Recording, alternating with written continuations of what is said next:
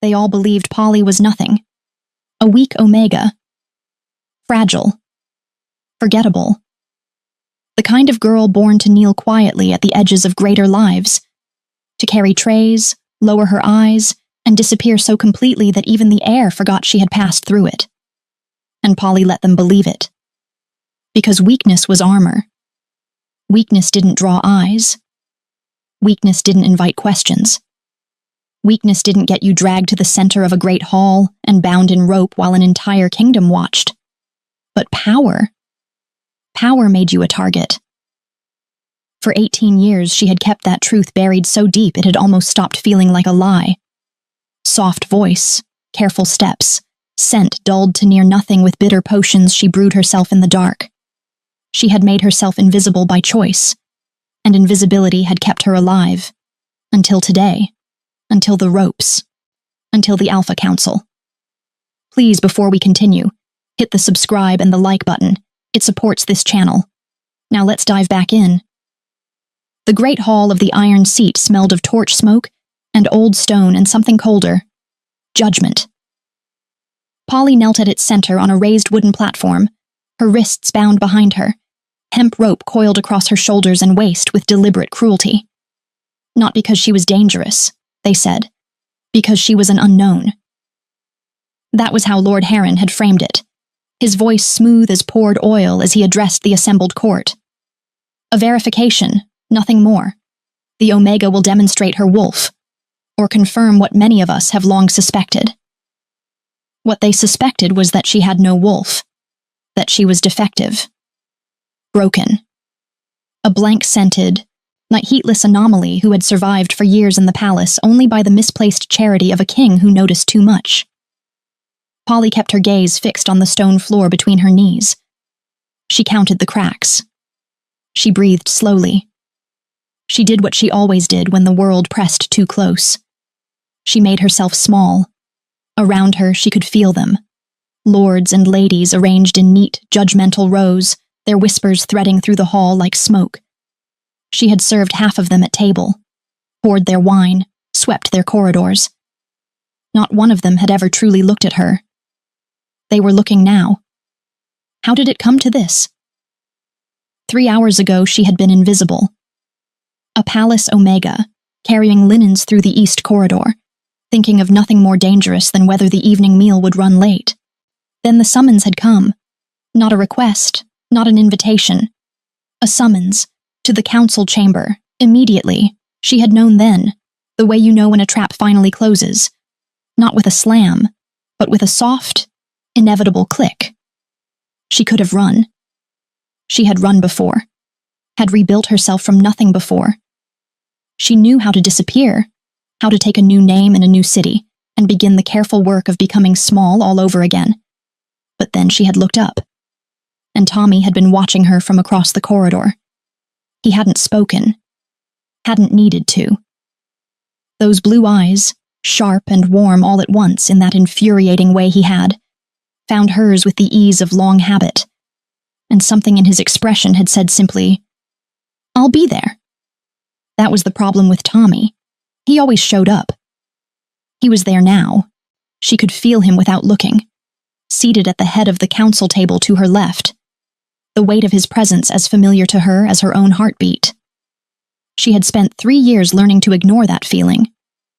3 years cataloging exactly how dangerous it was to care about the Alpha King of the Iron Seat. She had never quite managed to stop. Don't look at him, she told herself. Don't. Lord Heron descended the council steps, a small glass vial glinting between his fingers like a trapped star. Polly's stomach dropped straight through the floor. She recognized it before he even announced what it was. The color. The faint silver shimmer. She had read about compulsion drafts in the restricted archives, had memorized the description the same way she memorized every threat, every weakness in every wall. No shifter can resist it. The wolf surfaces. Every time, no exceptions. For 18 years, she had avoided shifting in front of others. Every day, every crowded room, every moment of danger. She had held it still. Caged it behind will and fear and survival instinct, and the memory of her mother's face. She had built her entire life around that single fact. It does not come out unless I allow it. But she hadn't allowed this. And it was coming anyway. She could feel it already.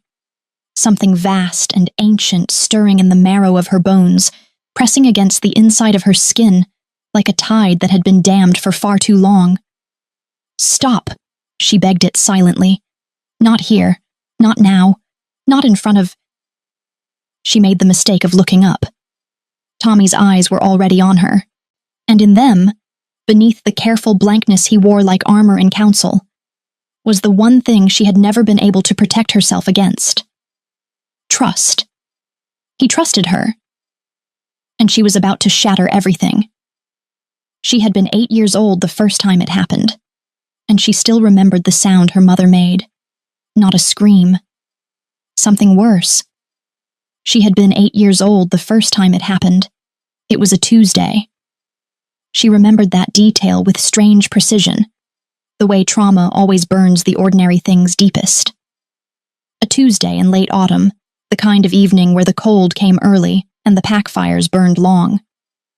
Her mother had been braiding her hair by the hearth. Her younger brother was already asleep in the next room.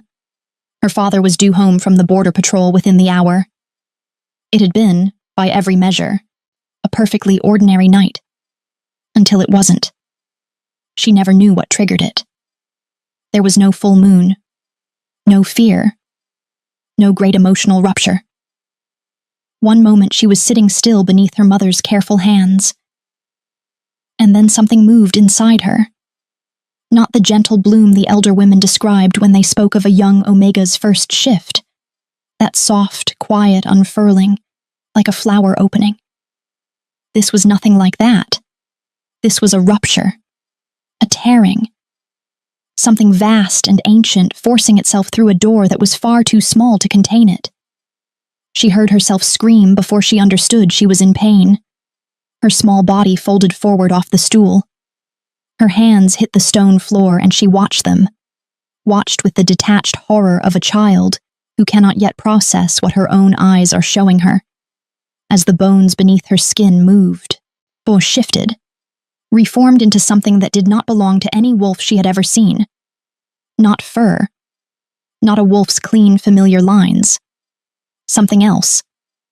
Something older. Something that filled the room with a pressure like a held breath. A scent so overwhelming it made the fire gutter and lean sideways as if bowing. Her mother's hands had gone very still in her hair. And then, the sound. Not a scream. Polly had always thought she could survive her mother screaming. Screaming was panic. Screaming was fear you could still reach through, still reason with. This was not a scream. It was a recoil. A single sharp sound pulled from somewhere deep and involuntary. The sound a person makes when they see something their mind refuses to accept. When love curdles into something colder in the span of a single breath. Horror. Her mother stumbled backward. He knocked the stool over, hit the wall, and looked at her daughter. Looked at her, with eyes that no longer recognized what they were seeing. Polly forced the shift back through sheer animal terror. Collapsed onto the floor, shaking, small again, just a child, just her mother's daughter, please, just...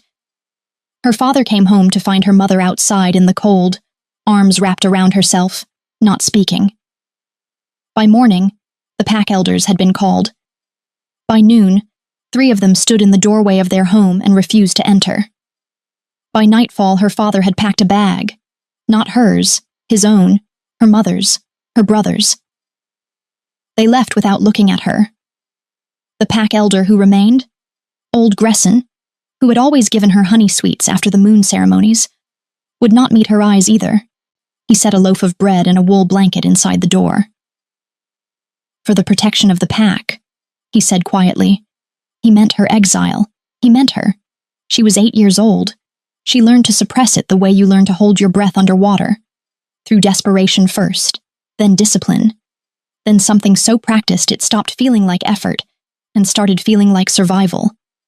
Alone in the forest beyond pack territory, she discovered its edges. learned how hard she could press before it stirred, how to feel it rising and slowly, carefully, breathe it back down. She spent 2 winters like that, feral and freezing and methodical, mapping her own monstrousness the way a prisoner maps a cell. She was not going to let it win.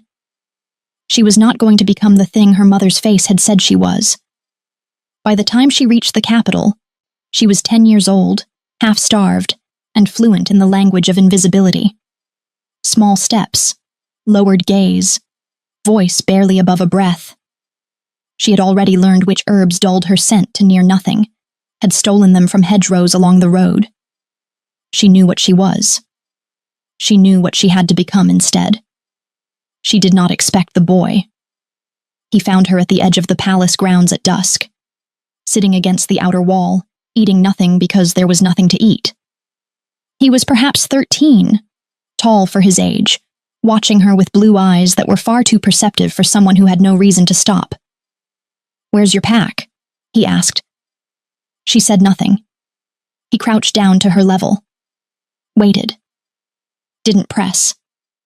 After a long moment, he stood, looked back toward the palace, and said simply, "You can stay. I'll tell them you're with me." She followed him inside. And when the palace steward asked what she was, Omega Beta Wolf rank, Polly looked at the floor, kept her voice soft and small and perfectly, carefully ordinary. "Wolfless," she said. "I never shifted. I have no wolf." The steward wrote it down without a second glance, and just like that, the lie became her life. The memory released her like a fist unclenching. Present. She was present. The great hall, the ropes, the vial still glinting in Lord Heron's fingers like a promise of ruin. Polly drew a slow breath and rebuilt her walls the way she always had, brick by careful brick, mortared with 10 years of practice. She lowered her eyes, softened her shoulders, let her expression settle into that particular blankness she had perfected so completely it no longer required thought. "You are nothing," she reminded herself. "You are no one. You are exactly what they believe you are." But even as she thought it, she felt Tommy's gaze on the side of her face. Warm, steady, unbearably familiar. And the walls she was building developed their first crack. 3 weeks ago, everything had still been manageable. She had been carrying a tray of correspondence through the West Corridor, one of those invisible tasks the palace generated endlessly, paper moving from one room to another carried by hands no one noticed, when Tommy had fallen into step beside her, without invitation or warning. "You're doing it again," he said. "My lord." She kept walking. "I'm delivering correspondence." "You're holding your breath." He matched her pace effortlessly, hands clasped behind his back, in the very picture of a king with nothing better to do than observe her. "You've done it since you were 10. Whenever you pass the council wing. 3 seconds in. Hold. Release slowly. Like you're expecting something to go wrong." Polly said nothing. "I've counted," he added, 47 times. She finally looked at him, a mistake, because he was already watching her with that particular expression she had never successfully catalogued. Not quite amusement, not quite concern. Something layered and patient that made her feel simultaneously seen and terrified. "You've been counting my breathing patterns?" she said flatly. "It's a long corridor. You're the alpha king of the Iron Seat. And yet here I am." The corner of his mouth lifted. "Counting." She returned her gaze to the middle distance and kept walking. "You have too much time on your hands, my lord." "I have exactly the right amount of time. You're just very interesting for someone who works extremely hard not to be." That landed somewhere it shouldn't have. She felt it settle in her chest. That particular warmth that she had spent 3 years trying to reclassify as something manageable. Gratitude, perhaps. Familiarity. The reasonable affection of someone who owed a person a significant debt. Not this. Never this. "You're strange for an Omega," he said. The same thing he had said to her twice before, in the same quiet, wondering tone, as if he kept arriving at the observation and couldn't quite explain it. Polly only smiled faintly. "So I've been told, my lord." She turned at the corridor's end and walked away before he could say anything else, before the warmth in her chest could spread far enough to become a problem. Behind her, she heard him exhale, something almost like a laugh, or almost like frustration. She had never been entirely sure which. The political pressure had begun in earnest that same week. She knew because sound traveled strangely in old stone buildings, and because she had spent a decade learning which corridors to avoid and which to linger in. She hadn't meant to overhear the council session, but the antechamber door had been left 3 inches ajar, and Lord Heron's voice carried. The king's 31st year approaches. The question of succession is no longer academic. A murmur of agreement. He requires a maid of standing, a titled alpha female, or at minimum a high-ranked beta with documented lineage. The kingdom cannot wait on his... A precise pause. Personal preferences. She had not waited to hear the rest, had set down her tray and walked quickly and quietly in the opposite direction, her heart doing something inconvenient and irrational in her chest. Personal preferences. She told herself it meant nothing. It had nothing to do with her. She was palace staff. She was a wolfless Omega with no lineage and no pack and no business thinking about anything the Alpha Council discussed in closed rooms. She told herself that until she almost believed it. The scent slip happened 4 days later. She was tired. She had been sleeping badly, the thing beneath her skin restless and agitated in ways that had been worsening for weeks. And she was crossing the Great Hall at dawn when exhaustion made her careless. Let her grip loosen for just a moment. Just a moment. But a moment was enough. She felt it escape before she could catch it. A thread of her true scent, rich and strange and nothing like the dull blankness she maintained, curling into the air like smoke from a snuffed candle. She clamped down on it immediately, reimposed control, kept walking. But across the hall, half-shadowed in the entrance to the east corridor, Lord Heron went very still. His head turned slowly, like a predator catching a sound at the edge of hearing. His eyes found her. And even from 30 feet away, Polly saw the precise moment his expression shifted from disinterest to something far more deliberate. Curiosity. She didn't run. Running would confirm what curiosity was already whispering. But as she passed through the far door and let it close silently behind her, she understood, with the cold certainty of someone who had survived long enough to recognize a closing trap, that her time was running out. The whispers started small. They always did. A comment in the laundry corridor. 2 ladies' maids who stopped talking the moment Polly rounded the corner, but not quite fast enough. A pause that lasted a half-second too long when she entered the servants' hall for the morning meal. A kitchen boy who used to nod at her in passing, now looking somewhere slightly above her head instead, as if direct eye contact had become inadvisable. She had spent 10 years learning to read rooms. She felt the shift the way you feel a weather change in old bones. Not dramatically, not all at once, but in the accumulated pressure of 100 small wrongnesses. They were talking about her. She just didn't know yet how much. She found out on a Wednesday. She was restocking the oil lamps in the upper gallery. Invisible work, the kind that required presence but not participation, when Lord Heron's voice rose from the council antechamber below. The door was fully closed this time. He wasn't concerned about being overheard. That, more than anything, told her how far it had already gone. The Omega has served in this palace for a decade without a single heat cycle on record. His voice was precise and carrying, the voice of a man accustomed to making accusations sound like administrative observations. No documented wolf, no pack lineage, no scent profile consistent with any known classification. And yet she remains unchecked, in close proximity to the king. A murmur she couldn't fully decipher. "I am not suggesting malice," Heron continued, in a tone that suggested exactly that. "I am suggesting that we do not truly know what she is, and in my experience, things we cannot classify are things we cannot control." Polly set down the oil flask very carefully. Her hands were perfectly steady.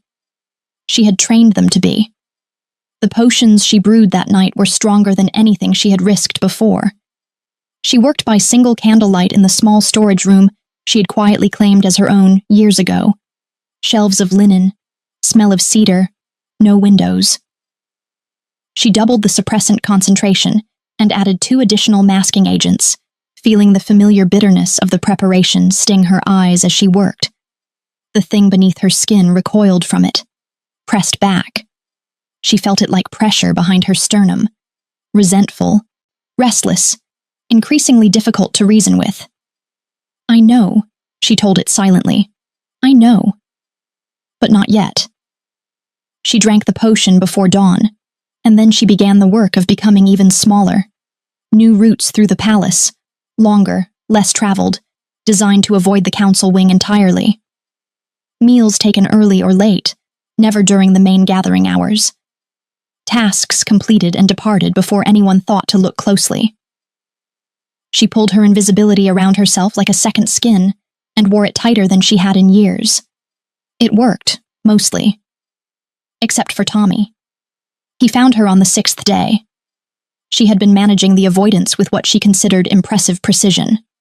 Rerouting, redirecting, making herself scarce in the particular rooms and hours where their paths most naturally crossed. 6 days without a corridor conversation. 6 days without those blue eyes finding hers with their unsettling ease. She'd almost convinced herself it was sustainable. Then she turned a corner in the East Library and walked directly into him. He caught her by the shoulders before she could stumble, steadied her, stepped back immediately. Always careful about that, she had noticed, always precise about not holding on longer than necessary. "There you are," he said. The tone was light. The expression underneath it was not. "My lord." She adjusted the books in her arms and looked past his left shoulder. "I apologize. I wasn't watching the corridor." "You always watch the corridor." He didn't move aside. "Polly." Something about the way he said her name, just her name, flat and quiet, and without any of the careful social scaffolding he used in public, made her chest constrict. "You've been avoiding me," he said.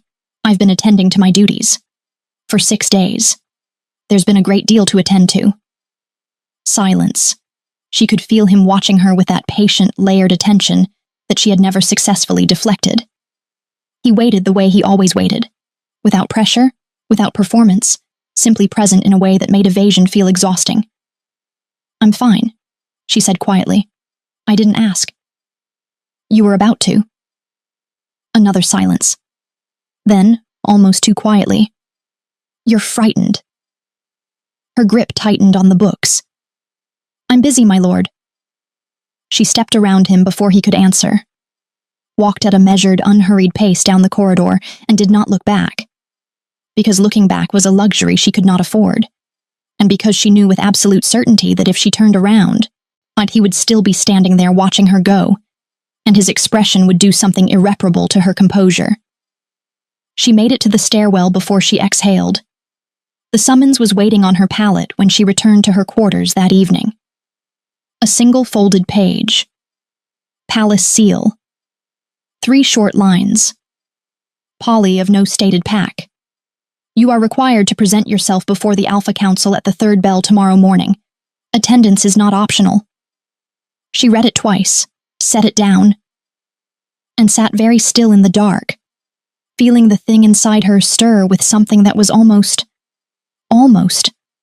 like recognition. It knew. It had always known this was coming. She didn't sleep. She sat on the edge of her pallet with the summons open across her knees, and worked through it the way she worked through every threat. Methodically, without panic, and cataloging each variable with the cold precision of someone who had learned early that survival favored the deliberate. The Alpha Council. Not the palace steward. Not the household overseer. Not even the king's personal staff, who handled most internal matters without escalation. The Alpha Council. She understood what that meant. Had always understood it. In the abstract way you understand dangers you believe you've successfully outrun. Council summons were reserved for ranked wolves, alphas disputing territory, betas petitioning for pack recognition, formal grievances between bloodlines. the mechanisms of power adjudicating themselves. Omegas did not appear before the Alpha Council, not unless someone wanted to make an example. She folded the summons along its original crease and set it on the shelf beside her candle. Watched the flame for a long moment. Thought about running. She was good at it. Running. She had done it twice before, once at 8, driven out and exiled, which didn't fully count as a choice. Once at 14, from a border town where a traitor had watched her too carefully for too many consecutive days, and she had felt the familiar tightening that meant her margins were collapsing. Both times she had packed what mattered, left before dawn, and rebuilt. New name, new city, new careful architecture of smallness. She could do it again. She knew exactly what to take. Knew the 3 exit points from the palace grounds that avoided the guard rotations. Knew which roads out of the capital moved heaviest before sunrise, which ones offered the most cover. Eating which direction put the most distance between herself and everything she was currently afraid of. She could be gone before the 3rd bell even rang. She stood, crossed to the small chest beneath her shelf, and opened it. Looked at what was inside. Closed it again. Sat back down. And thought about the way Tommy had said her name in the corridor. Polly. Flat and quiet and stripped of everything performative. The way he had stood there and simply waited, without demanding, without pressing, offering her the space to tell the truth and not punishing her for failing to take it. You're frightened. He had seen it. Had seen through 6 days of careful avoidance and her best performance of fine. And his response had not been suspicion or withdrawal. It had been concern. Simple, uncomplicated, infuriating concern. She pressed the heel of her hand against her sternum. Running meant never knowing. Running meant Heron won the version of this where she simply ceased to exist. Vanished, confirming every suspicion without ever forcing him to prove a single one. Running meant the palace woke tomorrow and found the strange, wolfless Omega had fled in the night. And every head would nod slowly, because of course she had. Of course, there had been something wrong with her. And Tommy would sit at the head of his council table and hear that and... She stopped the thought before it finished forming. She was staying. The decision settled over her like cold water, clarifying, awful, absolute. She was staying. The 3rd bell found her dressed and walking. The council chamber occupied the oldest part of the palace. A deliberate architectural choice. She had always thought, meant to communicate permanence, immovability. These walls had stood for 200 years, and would stand for 200 more. And whatever happened within them, happened within the full, unblinking weight of that history. The doors were iron-banded oak, twice her height, already open when she arrived. She walked through them without breaking stride. The chamber was a long rectangle, stone-vaulted, lit by iron chandeliers that threw more shadow than light. The council members were arranged along an elevated curved table at the far end, 7 of them, robed and ranked, their collective alpha presence pressing into the room like a physical force. She had been in rooms with powerful wolves before, had learned to absorb the weight of dominance without visibly staggering beneath it. This required more effort than usual. She kept her eyes low and her steps measured, and her breathing at 3 counts in, hold, release, the rhythm Tommy had apparently been counting for years, and crossed the full length of the chamber floor to the position indicated by the floor marker. Then she looked up. Tommy sat at the head of the table. He was watching her already. Still. Expression arranged into the careful blankness of official function. She recognized it, had studied his public face long enough to read its architecture. But his eyes tracked her with an attention that had nothing official about it. She looked away first. Lord Heron rose. Thank you for attending. His courtesy was immaculate and entirely without warmth. This proceeding concerns a matter of palace security and court integrity. A simple verification of status, nothing more. He let the pause breathe. We will confirm before this council what manner of creature has been living within these walls. What manner of creature? My lord. Tommy's voice was quiet. The kind of quiet that carried. The procedure is already sanctioned, Heron said smoothly, without looking at him. He nodded to someone behind Polly. Footsteps, a tray, and on it, catching the chandelier light with soft silver malevolence, a small glass vial. She had read about compulsion drafts exactly once. A restricted archive text, third shelf from the bottom in the palace's eastern repository, accessed during the second year of her service when she'd still been quietly cataloging every threat she might one day need to understand. The entry had been clinical, precise, written in the detached language of someone documenting a tool rather than a cruelty. The draft interacts directly with the shifter's suppression instinct, overriding voluntary control. The wolf surfaces regardless of the subject's intent. No documented case of resistance. Duration of effect. Immediate. She had memorized it, filed it under things that could destroy her, and now it was sitting on a tray 3 feet away, and Lord Heron was watching her with the patient expression of a man who had already decided how this ended. That's a compulsion draft. Her voice came out even. She was distantly proud of that. My lord, compulsion drafts are restricted to criminal proceedings under council law. I have not been charged with any... A precautionary measure, Heron said. Entirely within council discretion when the subject's classification is in question. He tilted his head slightly. Unless you object to a simple verification. One might wonder why a truly wolfless Omega would object. The trap was elegant. She had to give him that. This is unnecessary. Tommy's voice came from the head of the table, quiet still, but with an edge beneath it now, something iron-threaded and warning. She has served in this palace for a decade without incident.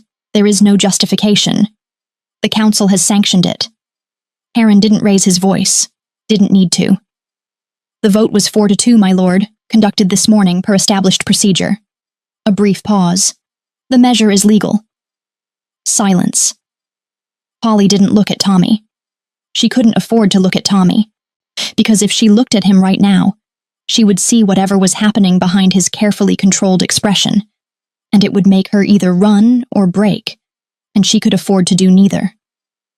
She looked at the vial instead. Think. There was no outcome here where she walked out of this chamber unchanged. She understood that now with the clarity that only arrives when every exit has been methodically closed. She could refuse, which Heron would use to confirm her guilt and escalate to forced administration. She could run and get 3 steps before the chamber guards reached her. She could argue and watch Heron cite precedent until Tommy's objections were buried under parliamentary procedure.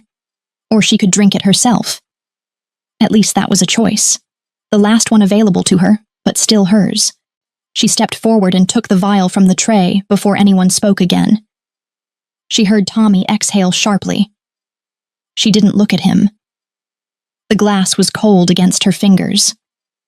The liquid inside was silver pale, almost luminous, catching light in a way that seemed faintly alive.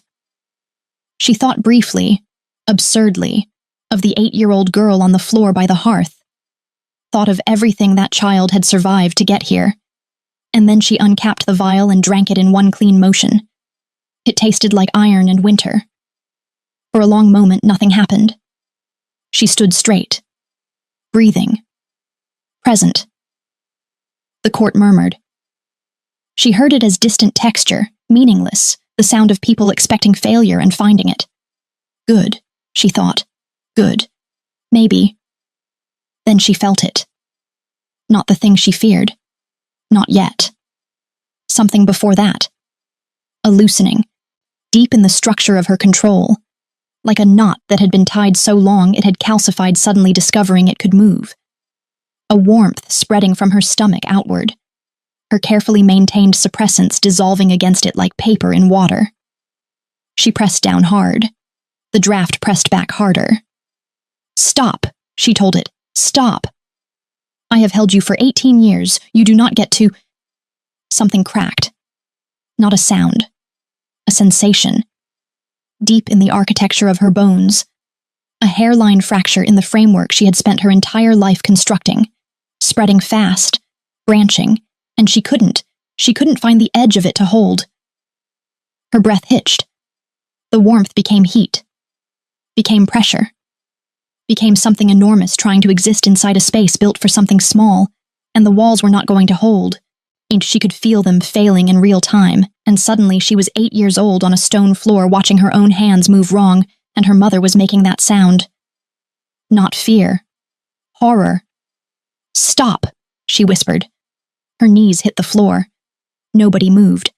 She was distantly aware of that. The whole chamber frozen, watching. Some part of them still expecting the failure they had predicted, still anticipating the confirmation of nothing. Then her spine arched. The pain arrived like a tide, vast, sourceless, fundamental. And the sound she made was not a gasp or a cry, but something voiceless, something wrenched from a place below language, as every carefully maintained boundary she had built across 18 years of survival began to collapse simultaneously. Bones shifted. Power rose. And somewhere at the center of it, the small, disciplined, surviving part of her that had held the line for so long simply let go. She screamed. For 3 heartbeats after she swallowed the draft, nothing happened. The court murmured. Satisfied. Relieved even. The way people are relieved when they discover the thing they feared was nothing after all. Lord Heron's mouth curved at the corner. Someone in the back rows actually laughed, soft and dismissive, the sound of a crowd already losing interest. See, the room seemed to exhale collectively. Nothing. Just a defective Omega. Just a girl. Polly felt it before any of them could see it. Deep in the architecture of her bones, that familiar stirring. Except this time it did not stir the way it usually did. Slow and pressured, something she could breathe back down with enough focus and will. This time it surged, like a dam wall taking its final crack. Like 18 years of pressure finding the single point of failure and driving through it all at once. No, she thought. Not here. Not yet. I can still... Her knees buckled, the ropes pulled taut as her body folded forward on the platform, and she heard the crowd shift. Confused now, uncertain. She pressed both palms flat against the wooden boards and tried to find the technique she had spent a decade perfecting. The breathing. The counting. The careful internal architecture of suppression she had built wall by wall since she was 10 years old. Every wall was gone. "Stop," she whispered. To herself. To the thing inside her. To 18 years of careful, exhausting control unraveling in a public hall in front of 500 witnesses, and the one person in the world whose opinion could still break her. No one heard her. And nothing stopped. The first crack was her spine. She heard it before she felt it. A sound like green wood splitting. And then the pain arrived, enormous and strangely clean. The way extreme pain sometimes is. Her back arched. The ropes snapped. Not slowly, not with struggle, but instantly. The hemp cords falling away like they had been cut, because whatever was happening inside her had simply made them irrelevant. Someone in the crowd screamed. She barely heard it. Her hands were changing against the platform boards. Fingers lengthening, joints reforming, and beneath the skin something glowed. Faint at first, then undeniable. A light that was neither warm nor cold, but carried the particular quality of something very old being woken from a very long sleep. Shadow pooled at the edges of it, threading through the glow like dark water through cracked stone. Light and shadow. She had seen it once before. In the firelight of her childhood home, for 3 terrible seconds, before she learned to push it down.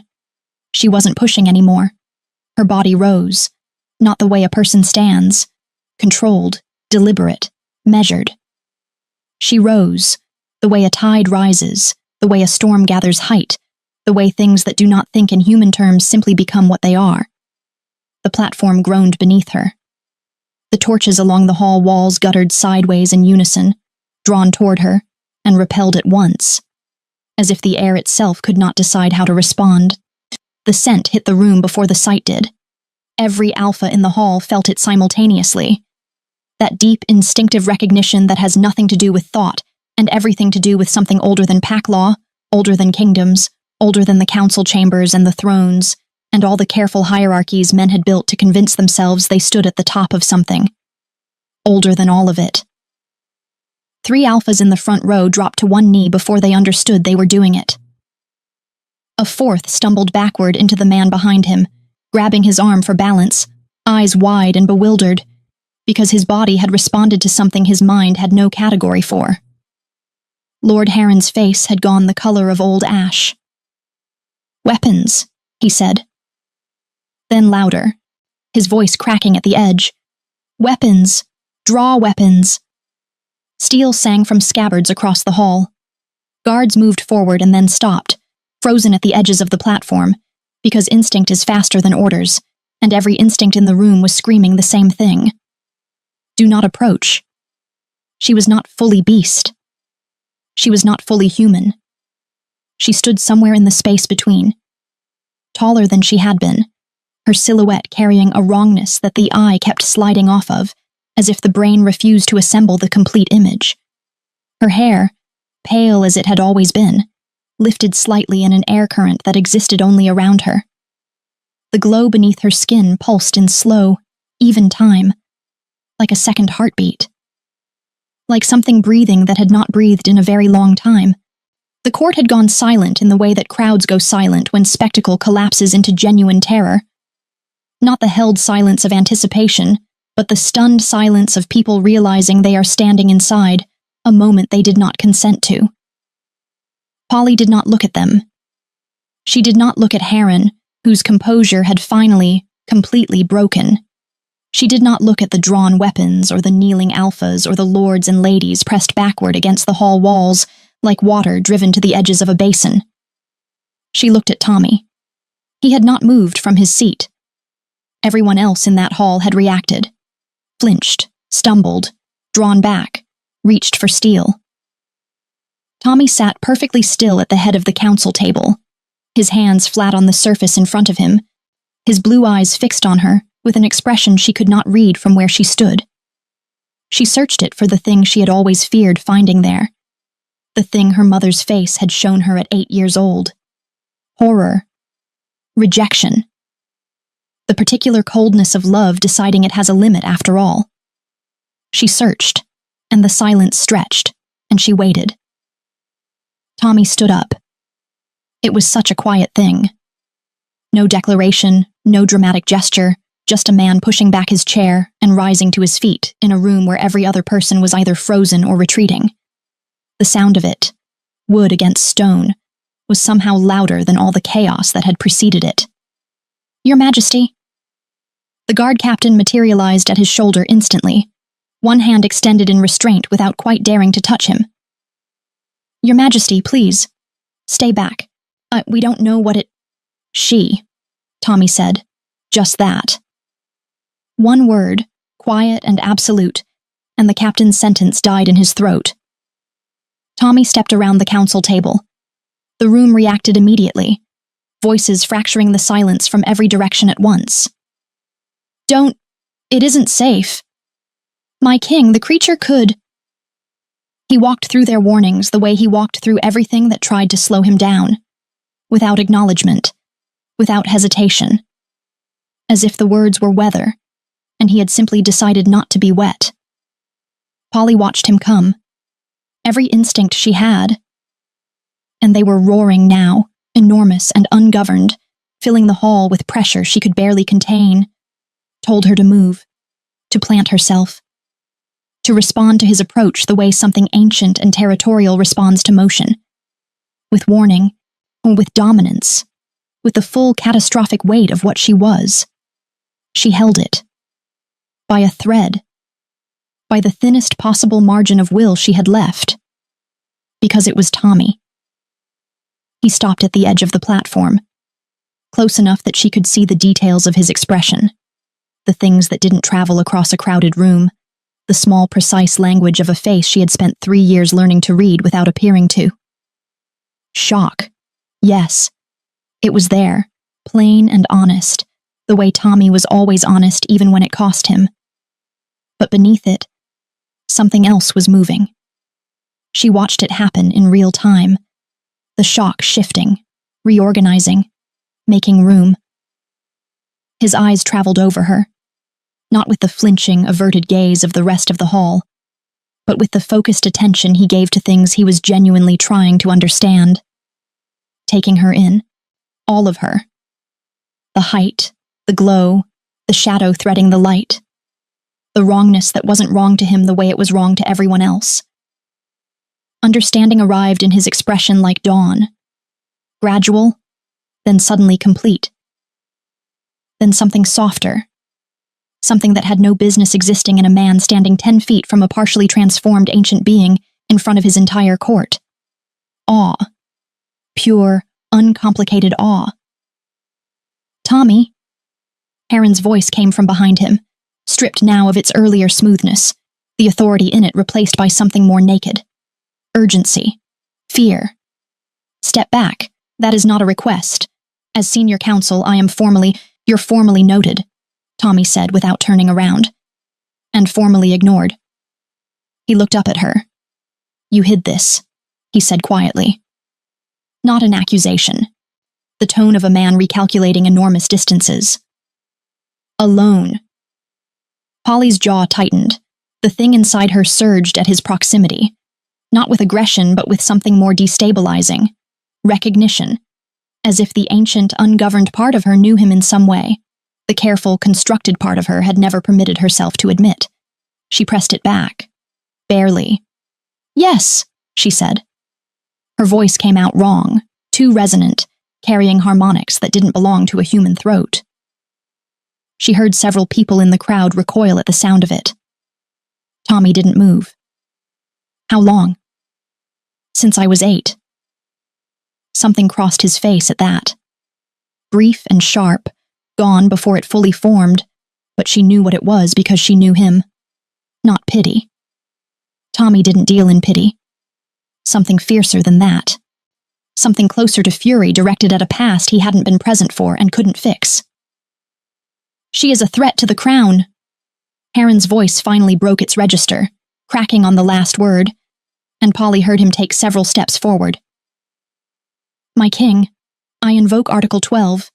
Any entity of unknown classification found within the palace grounds must be contained. The law is explicit." "The law," Tommy said, turning now, and his voice dropped into something that was not loud, but filled the hall completely, the way cold fills a room, not by force, but by simply being undeniable, was written by men who had never seen anything like her. Silence. Which means it doesn't apply. He held Heron's gaze for a moment, long enough to make the point without making a spectacle of it, then turned back to the platform. "She has been under my protection for 3 years, he said. And this was no longer just for Heron. This was for the room, for the record, for every lord and lady pressed against the walls with their fear and their whispers. That has not changed. Nothing that happened in this hall tonight changes it. The silence that answered him was different from the silence before. Less stunned, more considered. The particular quiet of a room full of powerful people recalibrating. Polly felt something shift inside her. Not the ancient thing. Not the power still pressing restlessly against her skin, too large for the body it had always been forced to inhabit. Something smaller. Something human. Polly? Just her name? The way he always said it. Not with ceremony. Not with the careful neutrality he used for everyone else at court. Just her name. In his ordinary voice. Like she was simply a person he knew. Like she had always been simply a person he knew. She exhaled. And for the first time since the draft hit her bloodstream, the tide inside her receded. Not gone, not caged again, but no longer surging. Settling. The glow beneath her skin dimmed by degrees. Her height, her silhouette, the pressure she'd been exerting on the room's air, all of it drew back, slowly, like a wave returning to the sea. She was still herself, still changed, still standing in the wreckage of 18 years of careful concealment. But she was breathing. And Tommy was still there. He hadn't turned away. The shift back was quieter than the shift out.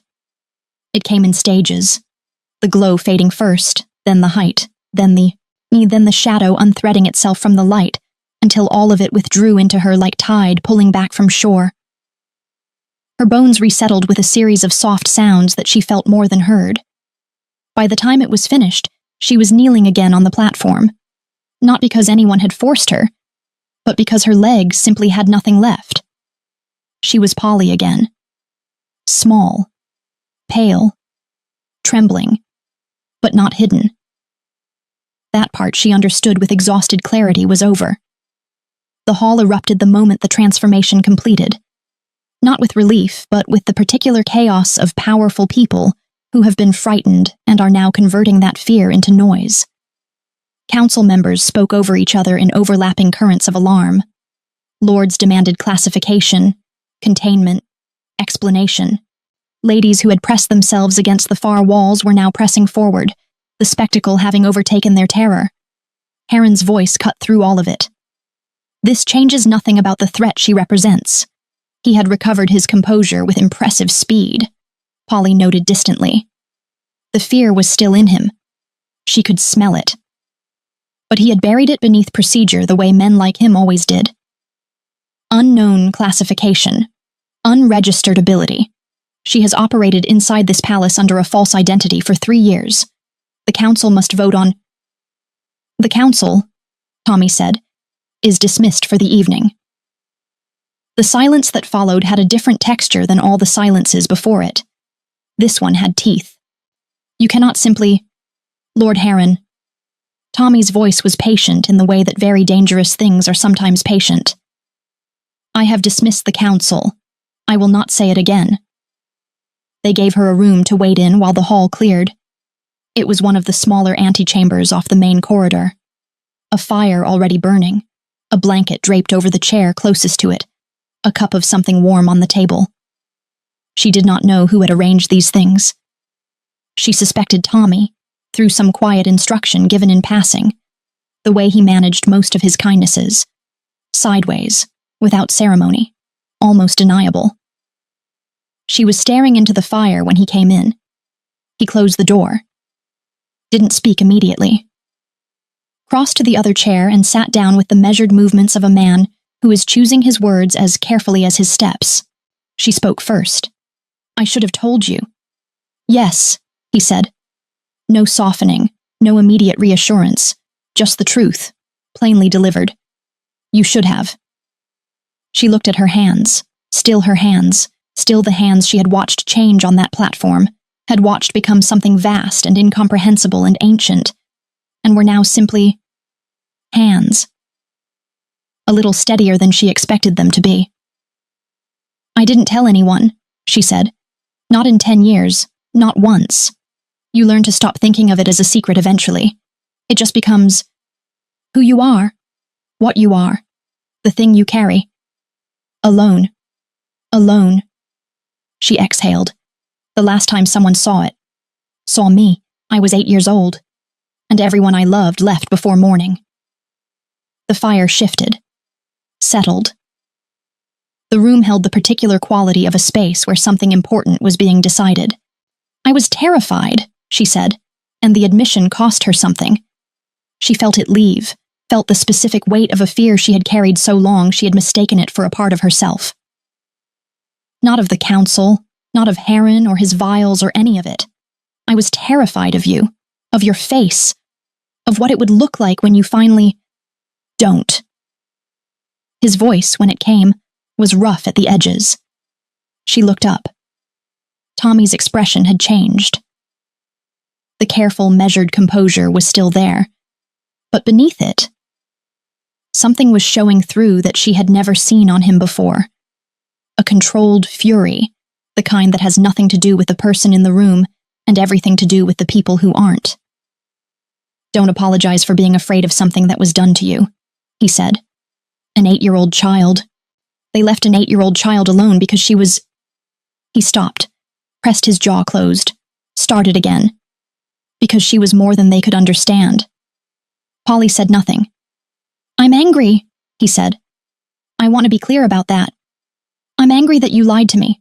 I'm angry that you carried this for 10 years inside my own palace and never—" He exhaled, ran a hand through his hair, a rare crack in his composure. "And I'm furious at every person who made you believe you had to." The fire popped softly. "Both things are true at the same time," he said. "I'm allowed to be angry at you and at them simultaneously." A sound escaped her that surprised her. Not quite a laugh, not quite a sob. Something in between, something that had been locked behind 18 years of careful breathing and finally had nowhere left to be contained. "That's very fair of you," she managed. "I'm a fair king." The corner of his mouth moved. "Mostly." She looked at him. Really looked at him. The way she had not allowed herself to in 3 years of careful distance and deliberate invisibility. He was looking back at her with the same expression she had seen in the hall. Not fear. Not the cold withdrawal she had spent her life bracing for. Something else. Something that had been building quietly in the space between them for 3 years, and was now, with all walls down and all pretense stripped away, simply present. "What happens now?" she asked quietly.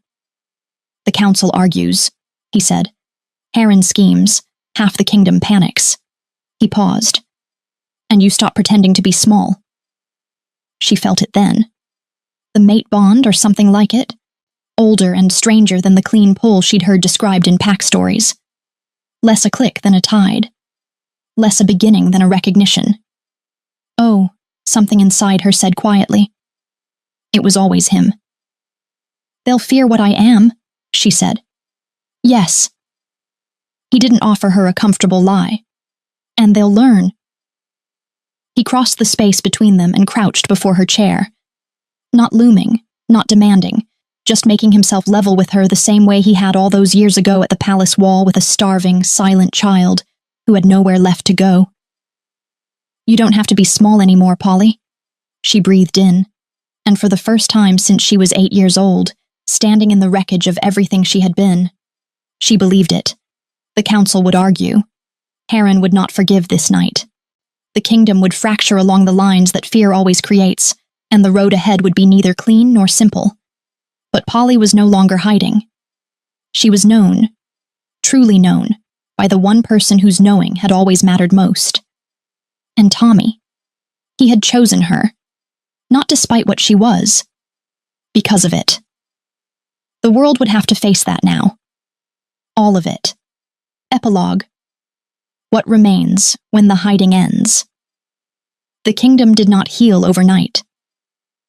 That was the truth no one wanted to say aloud, so Polly said it herself, in the quiet of the antechamber that first night, with firelight between them and the wreckage of the great hall still settling behind closed doors. "They'll come for me," she said. "Harren won't stop." "No," Tommy agreed. "He won't. That frightens you." He looked at her for a long moment. "Harren doesn't frighten me." A pause, precise and honest. "Losing you frightens me. There's a difference." She didn't know what to do with that. So she held it quietly, the way she had learned to hold everything. Carefully, close to the chest, where it couldn't be taken. The weeks that followed were neither clean nor simple. The council fractured exactly as predicted. 3 lords sided openly with Harren, calling for her classification, her containment, her removal from the palace grounds. 4 others, older men who had lived long enough to fear political miscalculation more than the supernatural, stayed carefully silent. 2, to Polly's genuine surprise, came to Tommy privately and offered their support. Not for her sake, one of them admitted bluntly, which Polly respected more than false warmth. For the stability of the crown. She would take it. Tommy navigated it the way he navigated everything, with the particular combination of patience and immovable will that had always made him impossible to outmaneuver. He gave Harren enough procedural ground to feel heard, and not enough actual power to act. He called 3 separate council sessions, let every fear be spoken aloud, and then methodically, point by point, dismantled each one. Polly was not present for these sessions. She didn't need to be. She had spent 18 years learning to read the temperature of rooms she was excluded from. She knew, from the way Tommy walked and the particular set of his jaw when he found her afterward, exactly how each session had gone. He always found her afterward. That was the thing she was still learning to trust. Not the grand declarations, not the public defenses, as meaningful as those were. The small things. The way he always knew which corridor she'd be in. The way he brought her tea without asking and set it down without ceremony, as if doing so was simply obvious. The way he sat beside her in comfortable silence when words were too much and neither of them pretended otherwise. She was learning that love, the real kind, was largely made of small things. 6 weeks after the council chamber, on a gray winter morning with frost on the palace courtyard stones, Tommy found her in the garden. She was practicing. Not hiding, practicing. Learning, for the first time in her life, what it felt like to let the power move without fighting it. To breathe with it instead of against it. It was terrifying and extraordinary in equal measure, like learning to swim by discovering you had always been capable of breathing underwater. The glow was soft this morning. Controlled. Hers. She heard him stop at the garden entrance and felt him watching, and for the first time in 3 years of cataloging that particular feeling, she did not pull the power back down, she let him see it. When she finally opened her eyes, he was leaning against the stone archway with his arms crossed, watching her with that expression, the one she had catalogued and filed and refused to name for 3 years, and could no longer pretend she didn't recognize. Awe, warm and unhurried and completely unafraid. "You've been practicing," he said, "every morning. How does it feel?" She considered the question with the seriousness it deserved. "Like remembering a word in a language I forgot I spoke." He was quiet for a moment. Then he crossed the garden toward her, unhurried, the frost crunching softly under his boots, and stopped close enough that she could see the cold turning his breath visible in the morning air. "I owe you something," he said. She frowned. "You don't—" "I do." He held her gaze. "I noticed things about you for 3 years. Things that didn't add up. The way your scent disappeared when you were anxious. The way you never lost control. The way you always knew exactly where every exit in a room was." He paused. "I noticed and I didn't press because I told myself I was respecting your privacy." "You were," she said. "I was also," he said quietly, "afraid that if I pressed you'd leave, and I couldn't." He stopped, tried again. "I wasn't ready to find out how much of my day was built around you being in it." The frost breathed around them. A bird moved in the bare branches overhead. Polly felt something shift inside her. Not the ancient power, not the thing that had broken free in the great hall. Something smaller and more fragile and infinitely more terrifying. "Tommy." "I know what you are," he said. "Not the classification Heron wants to put on a ledger. You. I know you brew your own potions in the dark, and you count floor cracks when you're overwhelmed, and you've been carrying something impossible since you were 8 years old entirely alone." His voice dropped. "I know you stayed in that hall for me, when you could have run." "I stayed," she admitted, "because I couldn't run from your face." Something moved in his expression. He reached out, slowly, deliberately, giving her every opportunity to step back, and took her hand. Not covering it the way he had by the fire, protective and certain. This was different. This was a question. She turned her palm upward and laced her fingers through his. The mate bond, when it fully opened between them, was nothing like the stories. It wasn't a thunderclap or a flood or a collision. It was more like a door that had been standing slightly ajar for 3 years finally, gently, swinging all the way open. A warmth that began where their hands joined and moved through her in slow, certain waves, past the walls she'd built, past the armor, past 18 years of careful self-erasure, and found, beneath all of it, something that recognized him. Had always recognized him. She felt him feel it too. Watched it move across his face. Surprise, then something deeper, then the particular expression of a man who has suspected something for a very long time and is now being proven right. "Oh," he said softly. "Yes," she said. He lifted their joined hands and pressed his mouth to her knuckles. Not performative, not courtly, just quiet and certain, the gesture of a man making a private promise. And when he looked up at her, his ice-blue eyes were very clear. "I'm not letting you be alone in this anymore," he said.